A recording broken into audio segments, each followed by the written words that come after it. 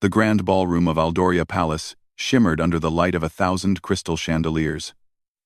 Prince Alexander stood near the marble columns, his eyes scanning the crowd of nobility gathered for the annual royal gala.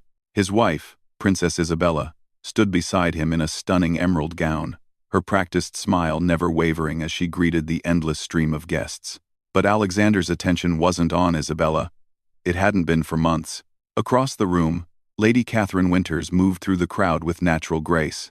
She wore a simple midnight blue dress that somehow outshone all the elaborate gowns around her. Catherine had joined the royal court 6 months ago as the new cultural affairs advisor.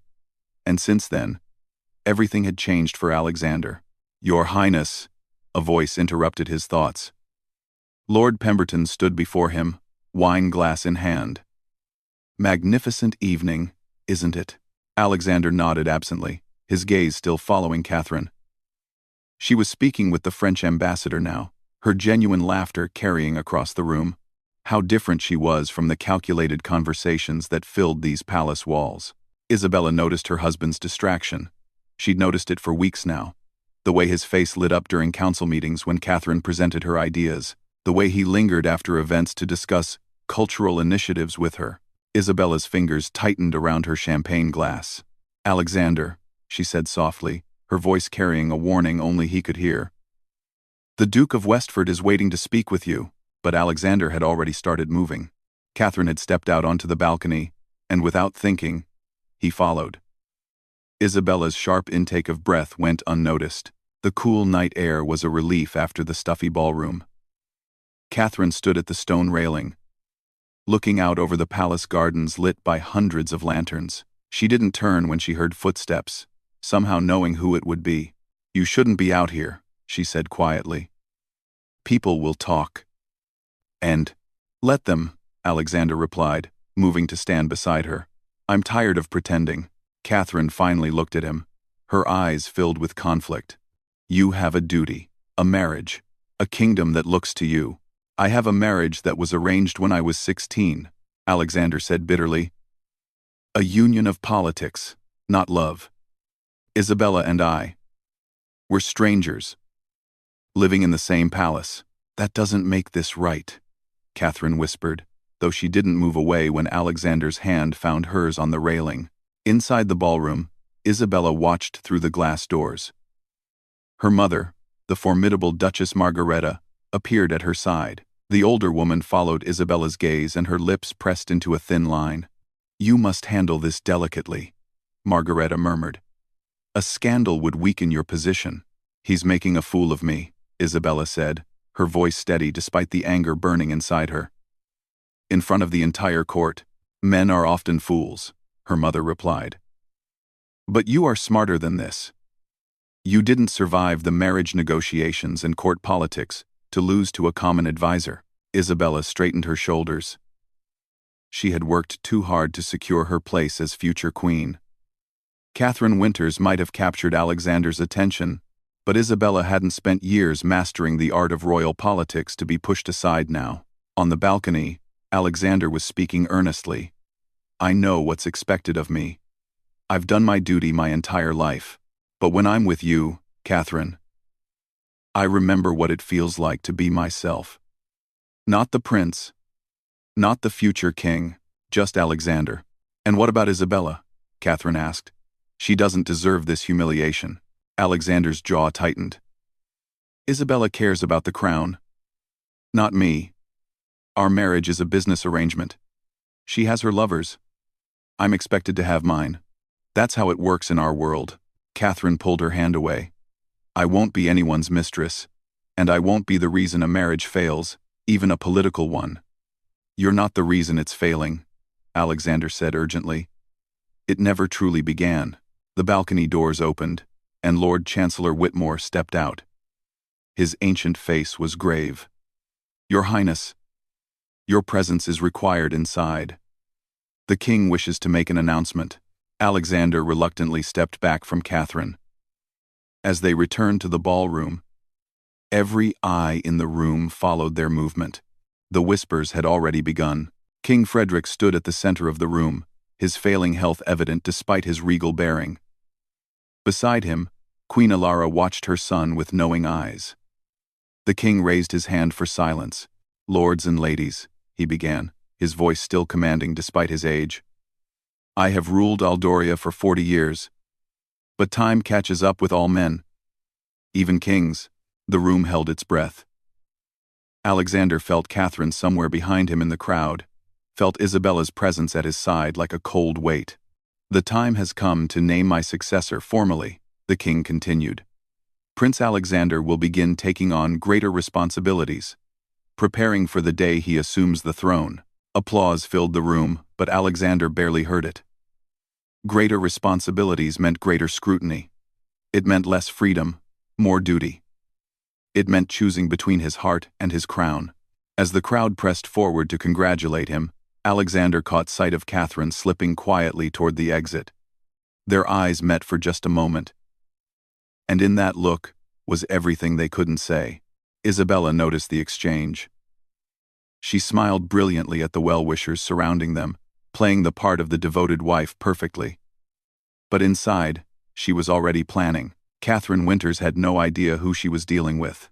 The evening continued with speeches and toasts, but the real drama was in the undercurrents. Lord Pemberton whispered to his wife about the prince's obvious infatuation. The French ambassador made note of the tension between the royal couple. The courtiers chose sides without even realizing it. Alexander went through the motions of the celebration, but his mind was elsewhere. Every time he looked for Catherine, she had moved to a different part of the room, always keeping her distance. Isabella, meanwhile, stayed firmly at his side, her hand on his arm like a shackle. "You're being reckless," Isabella said quietly during a brief moment alone. "Whatever you think you feel for her, it will pass. These things always do." Alexander looked at his wife. Really looked at her for the first time in months. She was beautiful in the way a marble statue was beautiful. Perfect and cold. "What if it doesn't?" he asked. "Then you'll learn to live with it," Isabella replied. "Just as I've learned to live with your indifference." For a moment, Alexander felt a pang of guilt. Isabella hadn't asked for this marriage any more than he had. But then he saw Catherine again, helping an elderly duchess to a chair. Genuine kindness in every gesture. How could he explain that Catherine made him want to be better? Not just as a prince, but as a man. The orchestra began playing a waltz, and tradition demanded the future king and queen lead the first dance. Alexander offered his arm to Isabella, and they moved onto the dance floor with practiced elegance. They knew every step, every turn, performing their roles flawlessly. But as they danced, Alexander's eyes found Catherine in the crowd. She was watching them, and for just a moment, her careful composure cracked. The longing in her eyes matched his own. That was when it happened. As the dance ended and Alexander was supposed to bow to Isabella, he turned instead toward where Catherine stood. His hand extended not to his wife, but toward the woman who had captured his heart. The gesture was small, but in the rigid world of royal protocol, it was earth-shattering. The entire ballroom seemed to freeze. The orchestra stopped mid-note. Conversations died on lips. Every person in that glittering room turned to stare at Prince Alexander, his hand outstretched toward Lady Catherine Winters while Princess Isabella stood forgotten beside him. The silence in the ballroom was deafening. Catherine stood frozen, her face pale as she stared at Alexander's outstretched hand. Every eye in the room was on them, waiting to see what would happen next. The weight of centuries of royal tradition pressed down on the moment like a physical force. Isabella's face remained perfectly composed, but those who knew her well could see the fury burning in her eyes. She stood with the grace of a queen. Even in this moment of public humiliation, her mother, the Duchess Margareta, had already started moving through the crowd, ready to control the damage. Catherine took a small step backward, shaking her head almost imperceptibly. "Your Highness," she said, her voice barely above a whisper, but carrying in the silent room. "I believe you're mistaken." But Alexander didn't lower his hand. Something had broken free inside him. Years of suppressed feelings and dreams finally refusing to be contained. "No," he said clearly. "For the first time in my life, I'm not mistaken at all." King Frederick's face had turned to stone. Queen Alara placed a warning hand on her husband's arm. But the damage was already done. The future king had just created the scandal of the century. Alexander, Isabella's voice cut through the tension like a blade. You're tired. The announcement has been overwhelming. She turned to the crowd with a brilliant smile that didn't reach her eyes. Please, continue enjoying the evening. The prince needs some air. But Alexander stood firm. I'm not tired, Isabella. I'm awake. Perhaps for the first time. He kept his eyes on Catherine. Dance with me. Catherine's eyes filled with tears she refused to let fall. I can't, she said softly. You know I can't. Lord Chancellor Whitmore stepped forward, his diplomatic instincts taking over. Your Highness, perhaps we should retire to the private chambers. The hour grows late. Let them stay. King Frederick's voice boomed across the room, stronger than it had been all evening. His eyes were fixed on his son with disappointment. Let everyone see what the future king values more than duty. Alexander finally lowered his hand, but he didn't move from where he stood. Father, silence, the king commanded. You have embarrassed your wife, insulted our guests, and shown yourself unworthy of the crown you're meant to inherit. He turned to Catherine. Lady Winters, you will leave the palace tonight. Your services are no longer required. No. Alexander stepped forward, but the royal guards moved to block his path. They looked uncomfortable, but their duty was clear. Catherine lifted her chin with quiet dignity. I'll pack my things immediately, Your Majesty. She curtsied deeply to the king and queen. Then to Isabella. Your Highness, I apologize for any distress I've caused. Isabella's smile was sharp as a knife. I'm sure you do. Catherine turned to leave, but Alexander called out, Catherine, wait! She paused but didn't turn around. The entire court watched as the prince struggled against protocol and expectation. His whole life had been scripted, every moment planned. But this was real and raw and unscripted. If you leave, I leave with you, Alexander declared. Gasps rippled through the crowd. Queen Alara stepped forward. Alexander, think about what you're saying. I have thought about it, he replied. I've thought about nothing else for months. I won't live a lie anymore. Isabella laughed, the sound bitter and cold. A lie? Is that what you call our marriage? What about the promises you made? The vows we took? Alexander finally looked at his wife. Vows written by our parents before we could even speak. I've tried. Isabella, we've both tried. But we're making each other miserable. I'm not miserable, Isabella said fiercely. I'm exactly where I work to be. Future Queen of Aldoria. And I won't let you throw it all away for some common girl who turned your head. Common? Catherine whirled around, her composure finally cracking. I've held my tongue out of respect for your position, Your Highness. But I won't stand here and be insulted. I came to this court to serve my country, not to steal anyone's husband. Yet here we are, Isabella shot back, with my husband making a fool of himself over you in front of the entire nobility. The crowd watched like spectators at a tennis match, heads turning between the two women. Alexander tried to interject, but Catherine raised her hand to stop him.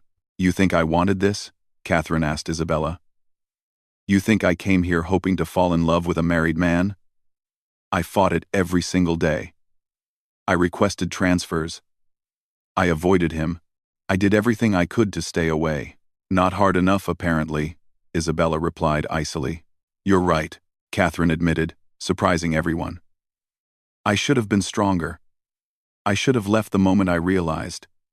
She trailed off, then straightened her shoulders. But I won't apologize for having feelings I never acted on. And I won't be blamed for the failure of a marriage that was broken long before I arrived. Isabella's composure finally cracked. How dare you? Enough. King Frederick's voice silenced them all. He looked older than his years, the weight of the crown heavy on his brow. This circus ends now. Alexander, you will remember your duty. Lady Winters will leave as commanded. And we will never speak of this evening again. Father, Alexander began.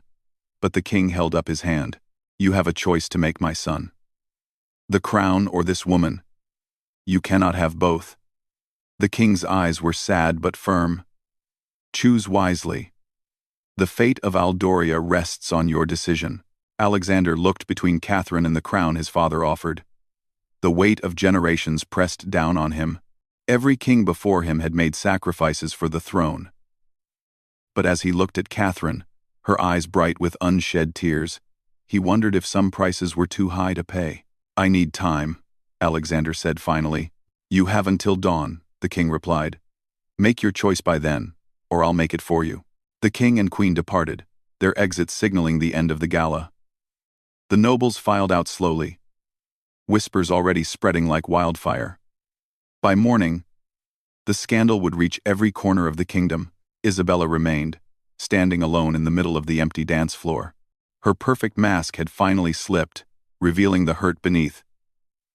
Was I truly so terrible? She asked Alexander quietly. Was being married to me such a prison that you had to humiliate me like this? Alexander felt the weight of his cruelty. Isabella, I never meant.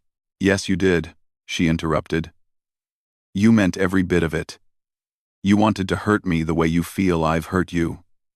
She laughed bitterly. Well, congratulations. You succeeded. She swept from the room, leaving Alexander and Catherine alone among the abandoned champagne glasses and wilted flower arrangements. The fairy tale evening had become a nightmare. You shouldn't have done that, Catherine said softly. Not like that. Not in front of everyone. I couldn't help it, Alexander replied. When I saw you there, when the music played, all I could think about was dancing with you. Just once. Being honest about how I feel. And now what? Catherine asked. You've destroyed your marriage, scandalized the court, and disappointed your father. Was it worth it? Alexander moved closer to her. If it means finally being honest, then yes. I'm tired of living a life designed by others, tired of smiling when I'm miserable, of pretending to love someone I barely know.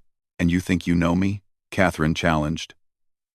We've had stolen conversations and meaningful looks across crowded rooms. That's not a relationship, Alexander. That's a fantasy. Then let me know you, he pleaded. Give us a chance to see if this is real. Catherine shook her head.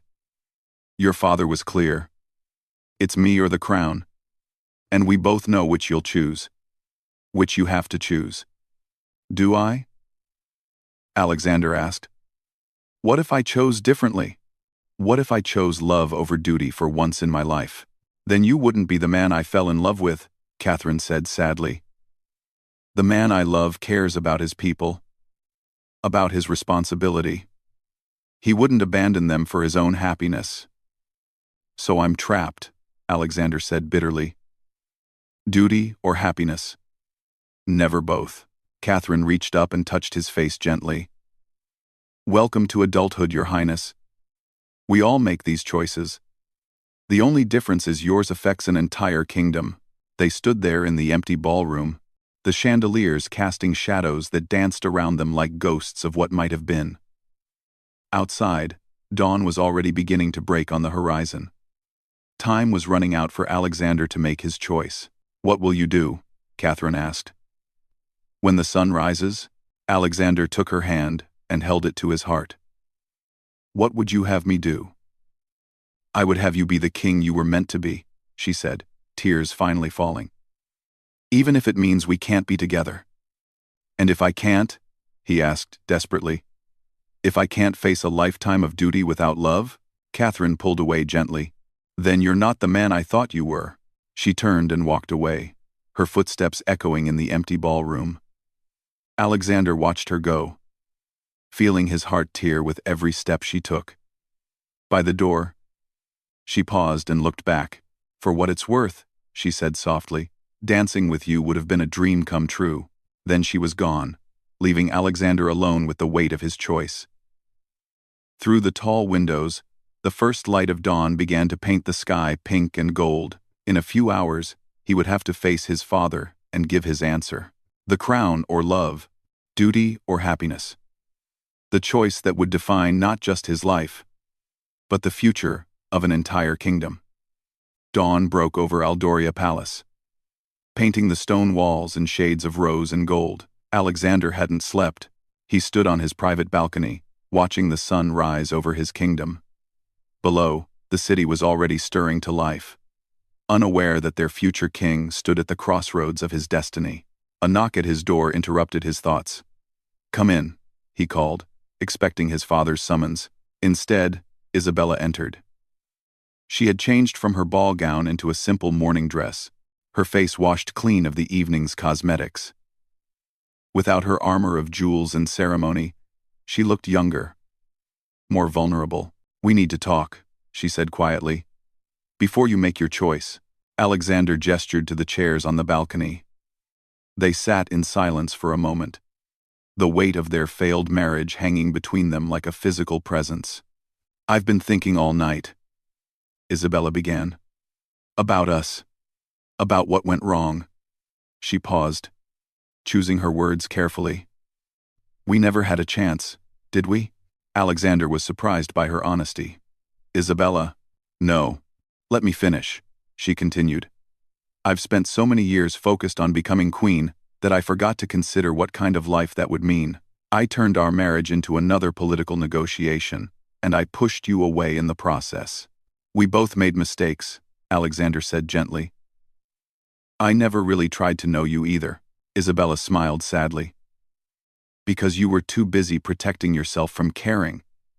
We were both so afraid of being vulnerable that we built walls instead of bridges."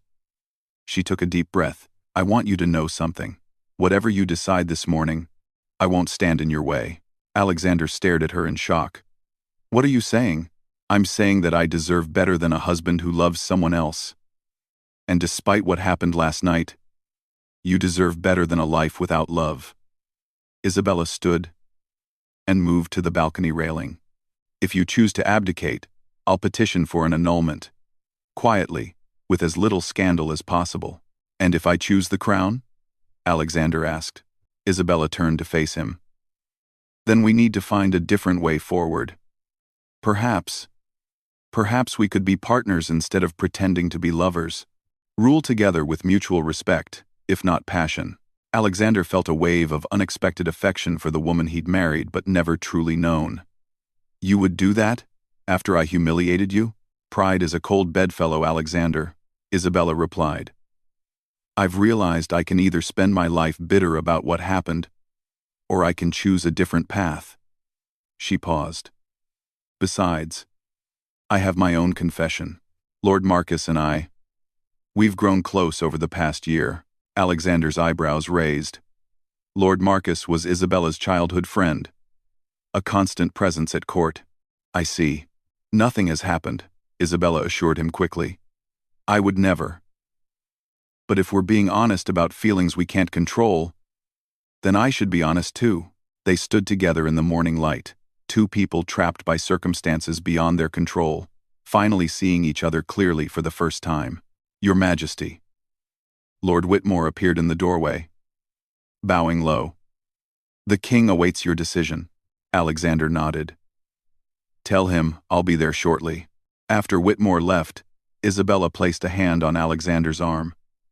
"Whatever you choose it for yourself. Not for me, not for Catherine, not even for the kingdom. Make the choice you can live with." She left him alone with his thoughts. Alexander closed his eyes, feeling the weight of the moment. Then, with resolve, he made his way to his father's chambers. King Frederick sat behind his desk, looking every one of his 70 years. Queen Alara stood beside him, her hand on his shoulder. The crown of Aldoria sat on the desk between them, its jewels catching the morning light. "Have you made your decision?"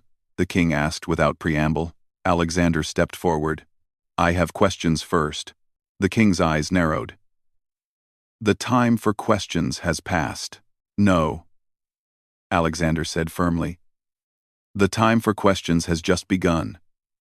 You ask me to choose between love and duty. But why must they be mutually exclusive? Why must serving my people mean sacrificing my happiness? Because that is what it means to be king, Frederick replied. Personal desires must always come second to the needs of the realm. And has that made you a better king? Alexander challenged. Has being miserable in your duties served Aldoria well? Queen Alara spoke for the first time. Your father hasn't been miserable. We found love within our arranged marriage. You were fortunate, Alexander replied. But not everyone is so lucky. Isabella and I, we're wrong for each other. We bring out the worst instead of the best, then learn to be better, the king said sternly. Or, Alexander said, taking a deep breath, we could change the system that creates these situations. He stepped closer to the desk. Father, our kingdom is changing. The world is changing. Perhaps it's time our traditions change too. You would throw away centuries of custom for a passing fancy, the king demanded. Not passing, Alexander said quietly. And not just for me. For every future prince or princess forced to choose between their heart and their crown.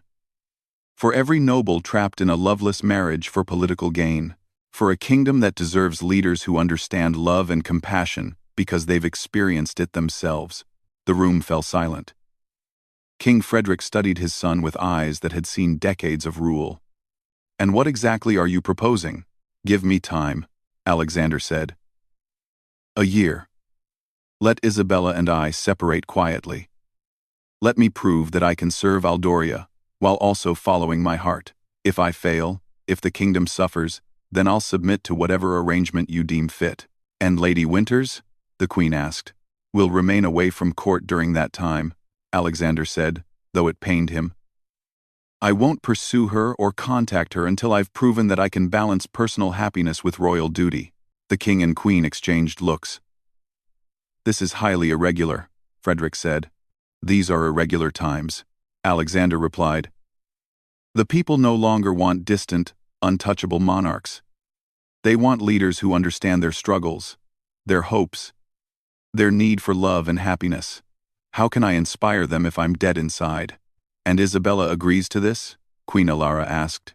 She does, Alexander confirmed. We've spoken. She deserves a chance at happiness too. King Frederick rose slowly, his age showing in every movement. He picked up the crown and walked around the desk to face his son. You speak of change, of breaking tradition, but change without wisdom is just chaos. Then help me find the wisdom, Alexander pleaded. Guide me, teach me, but don't force me to repeat patterns that no longer serve our people. The king was quiet for a long moment. Then, surprisingly, he smiled. You remind me of myself at your age. So certain I knew better than my father. He sighed. Very well. 1 year. You will maintain all your royal duties. You will cause no further scandal. And you will prove that this new way you speak of can work. Alexander felt relief flood through him. Thank you, father. Don't thank me yet, Frederick warned. The path you've chosen is harder than simply following tradition. You'll have to work twice as hard to prove yourself worthy. And if you fail, I won't fail, Alexander said firmly. The king placed the crown back on the desk. Then we shall see. Lady Winters is to leave as commanded. No contact for 1 year. Show me you can rule with wisdom and compassion. And perhaps I'll reconsider my views on royal marriage. Alexander bowed deeply to his parents. As he left their chambers, he felt both lighter and heavier. He had won a chance, but at a cost. A year without Catherine would feel like a lifetime. But perhaps that was what they both needed. Time to grow. To become the people they were meant to be. He found Catherine in the courtyard, supervising the loading of her belongings onto a carriage. She wore traveling clothes, her face pale but determined. When she saw him, she stopped. You chose the crown, she said. It wasn't a question. I chose both, Alexander replied. In time. He explained his agreement with his father. 1 year. Can you wait that long? Catherine's eyes filled with tears. A year is nothing if it means a lifetime together after. She smiled through her tears. But are you sure this is what you want? A year of duty without even the comfort of letters? I'm sure, Alexander said. We both need this time. To grow. To prove ourselves. And when the year is done, we'll see who we've become, Catherine finished. No promises. No expectations. Just possibility. Alexander wanted to kiss her goodbye, but he knew the entire palace was watching. Instead, he took her hand and pressed it briefly. Until next year, then. Until next year, she echoed.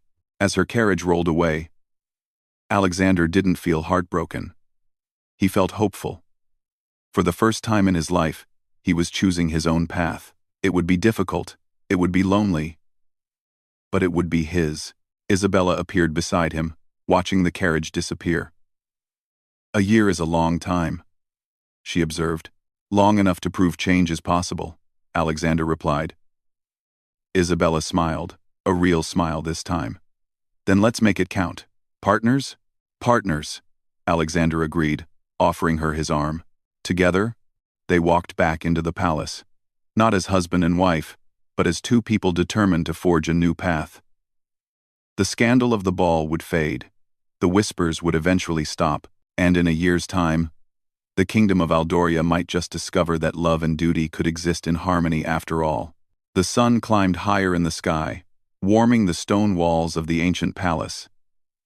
Inside, a prince prepared to become the king he was meant to be, not the one tradition demanded, but the one his people needed.